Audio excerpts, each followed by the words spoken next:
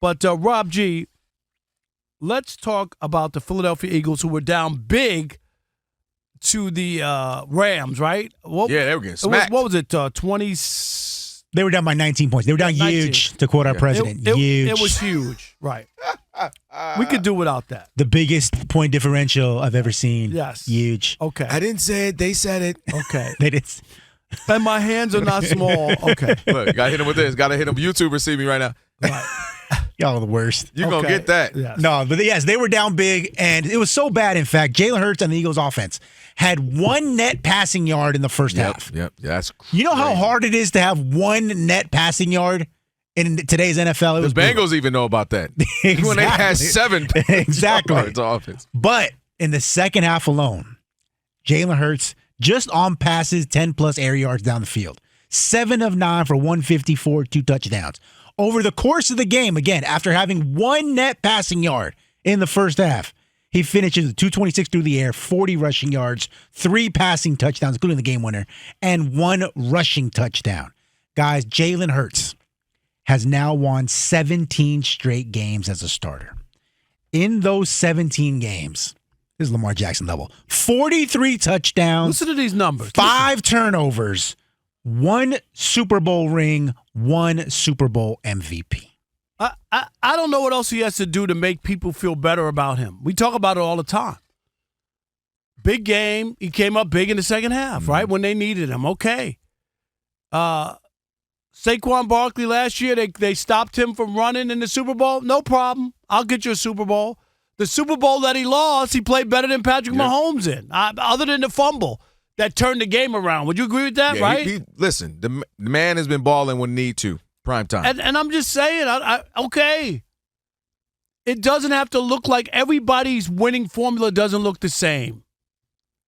We talk about it all the time. Justin Herbert looks like a effing quarterback, doesn't he? Big. He just does. If you were building him in the lab, that's what you would build. That's it. It just is. But Jalen Hurts, you don't win 17 games in a row, including postseason. Super Bowl MVP, where everybody and their uncle, the week of the Super Bowl, what'd they all say? Came on. Here's how you beat the Eagles.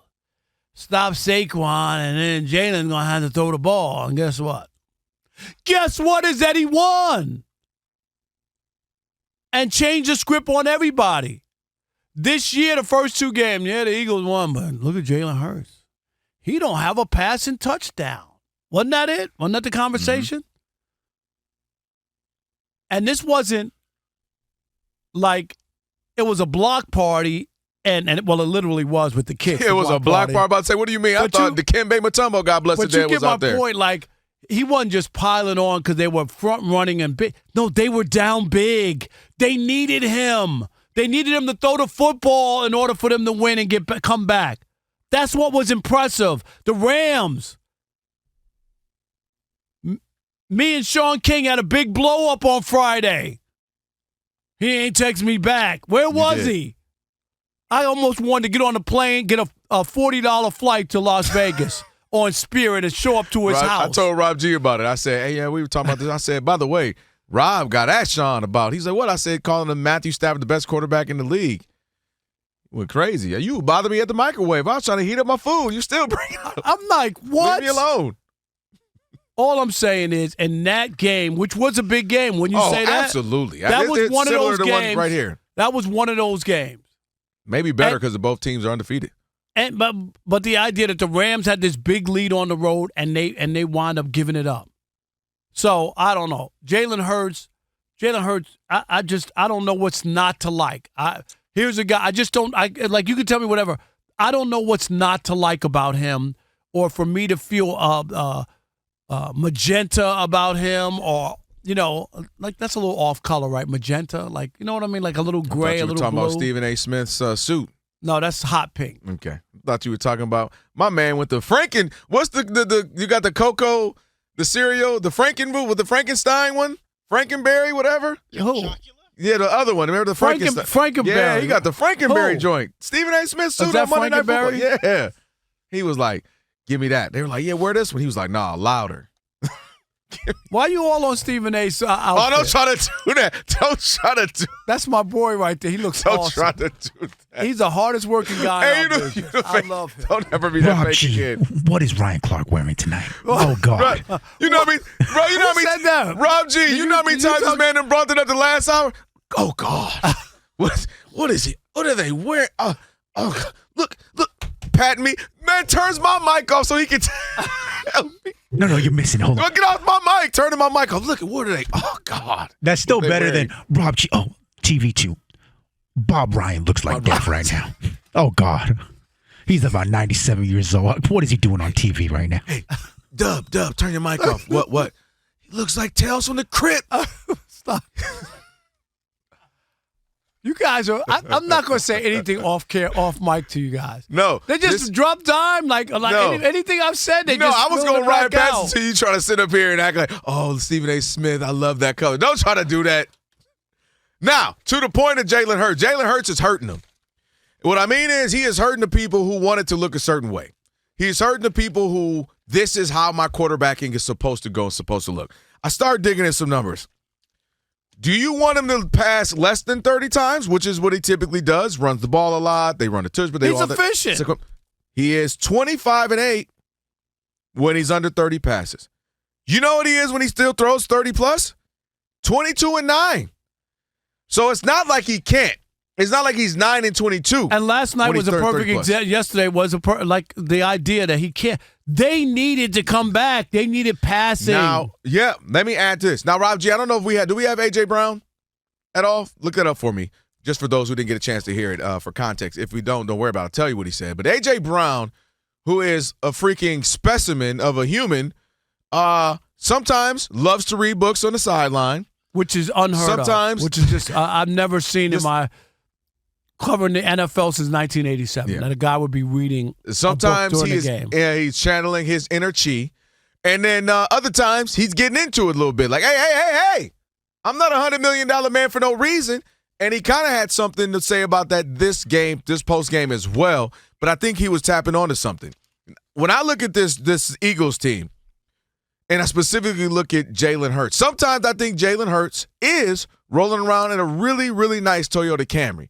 It's reliable, gets you to point A, point B, doesn't fail on you, it doesn't break down on you. This is a really solid car. It is a very economically friendly and wise purchase. But every now and again, what A.J. Brown said has to happen.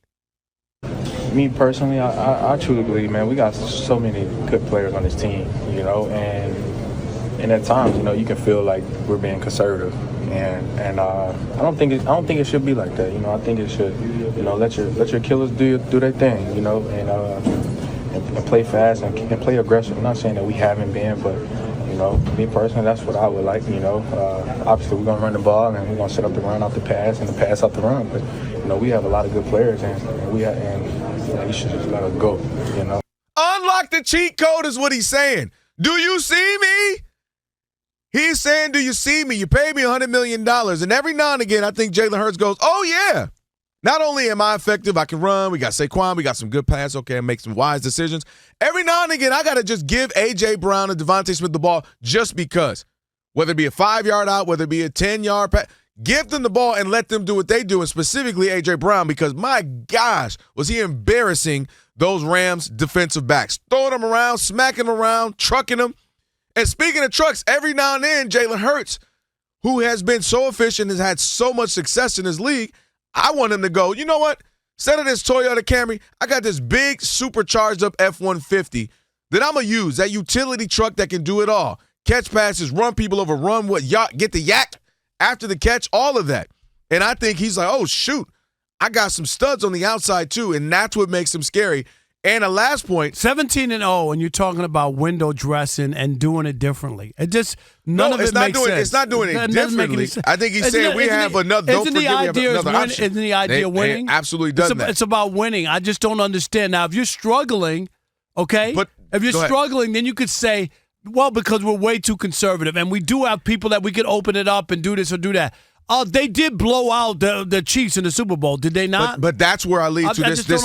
Understand it. They barely beat the Rams. Did they obviously. win? No, right. And they barely beat the Chiefs, and they barely beat the Cowboys. And I think all he's saying is, everybody's keying in on Saquon. Saquon has not had a good season thus far because they're saying we got to stop him. And I'm just think I get it. What he's saying is, don't forget we got some horses and some weapons out here on the outside. Which it makes them more scary, Rob. As soon as they lose, then I'll listen to that conversation. But they're not going to look. I just told you. They're 25-8 when he's less than 30 passes attempted, 22-9 when. So they've been very, very good either way. And that's what makes them scary to me, is what they're capable of doing when they let loose. We've seen it in playoffs. We've seen it in Super Bowls. That's what makes them even more scary. I'm for the W. I tell you, sports has a short menu, wins and losses. So you have other people airing it out, doing this other stuff, and they don't win, but it looks good. I just don't understand anything.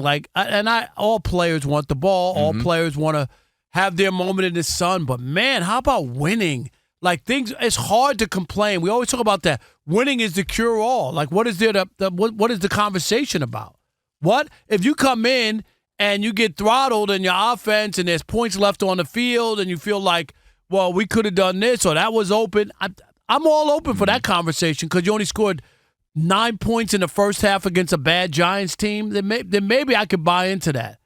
But to do what they did off of that and come back in the second half. I think A.J. Brown is saying we don't have to rely on two block field goals in the fourth quarter. It's called football. We don't have to rely on that. We can. And it's not about relying. Those are plays. I'm not mad for one of the best receivers who thinks he's probably a top 1-2 receiver in the league saying throw me the ball sometimes. I'm not mad at that.